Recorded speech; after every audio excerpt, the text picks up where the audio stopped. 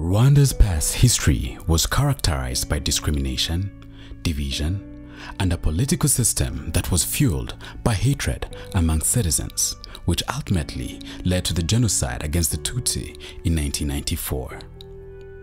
Over 1 million Tutsi men, women, and children were slaughtered. Thousands of families were completely wiped out. Hundreds of thousands of women were systematically raped and infected with HIV/AIDS as a part of deliberate campaign. Rebuilding the country called for concerted efforts and innovative interventions that sought to fill all too obvious gaps. Among these gaps, HIV/AIDS response was a major priority. So many women and girls were raped in 1994. In our research, we count more than 250,000. And this happened in a situation where there was no treatment and other options to help those people in need. And that is where Her Excellency the First Lady helped to set up the first treatment programs right after the genocide, when the treatment options were starting to be available globally but not accessible in Rwanda. And the first programs that we have here in Rwanda were brought in because of her leadership and involvement. So what Her Excellency did was put in place this single project called PACFA at the time, Protection and Care of Families Against HIV/AIDS, looking at these women who had been infected with HIV/AIDS, some of them through mass rapes that happened during the genocide, and attempting to provide some kind of support to them. Her Excellency believed that these otherwise vulnerable families needed to be healthy, educated, and prosperous in order to fully contribute to the development of the country. This inspired the birth of an organization, Imbuto Foundation, which sought to engage, educate, and empower Rwandans through a holistic approach that catered for the needs of Rwandans all the way from their childhood to their youth and their adulthood. The early days of this foundation were actually made of a single project looking at the prevention of mother-to-child transmission of the virus of HIV/AIDS.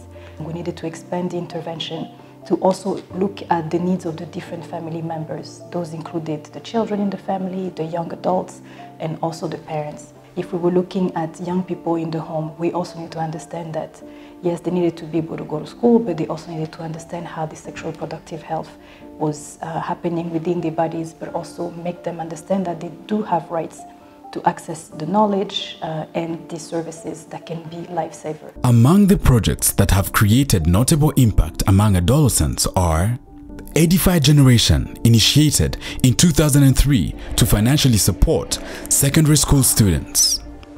Promotion of Girl Education, launched in 2005 to encourage high academic performance by awarding best performing girls at different school cycles. Adolescent Sexual Reproductive Health and Rights, launched in 2010 to promote sexual reproductive health among youth and adolescents. Hari byinshi najyaga numva ku mpindagurikire y'ubuzima bw'umuntu. Urugero harimo nko kuba barambwiraga ngo iyo umuntu azanye ibishishi mu maso agakora imibonano mpuzabitsina nibwo bikira. Bakongera bakambwira ngo iyo ugiye mu mihango ngo ugakora imibonano mpuzabitsina ngo nibwo mu nda hatakurya cyane. Nasanze ibyo bambwiraga byose atari ukuri. Teen Mothers, an intervention under the 2001 Family Package project aimed at providing psychosocial support for young, first-time mothers as well as ensure reintegration in their families and society. Numva ko nari umuntu nk'abandi nkurikije ibyawe biri kumbaho n'ibibazo nari ndi guhura nabyo byose. Twize ibyumweru bibiri nibwo naje kongera kwiyakira, numva ko ndi umuntu nk'abandi. Rwanda Speaks, initiated in 2007 to promote the self-development of young people through debates and public speaking.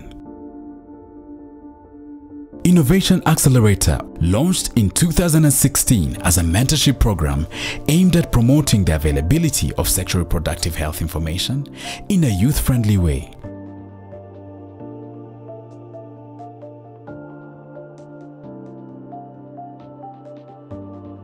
At Imbuto Foundation, we are ultimately driven by the commitment and the drive of our chairperson, Her Excellency, the First Lady of Rwanda, Mrs Jeannette Kagame. There is an even stronger commitment to contribute to the efforts to put an end to the HIV/AIDS virus by the year 2030. There is this strong belief and commitment that our people deserve to be empowered, and they need to be empowered through information, through knowledge, and ultimately by receiving the right tools that will help them, again, become the strong, able, knowledgeable citizens of this country who are able to bring something to the table and ultimately drive our country to the prosperous future that we are all entitled to receive.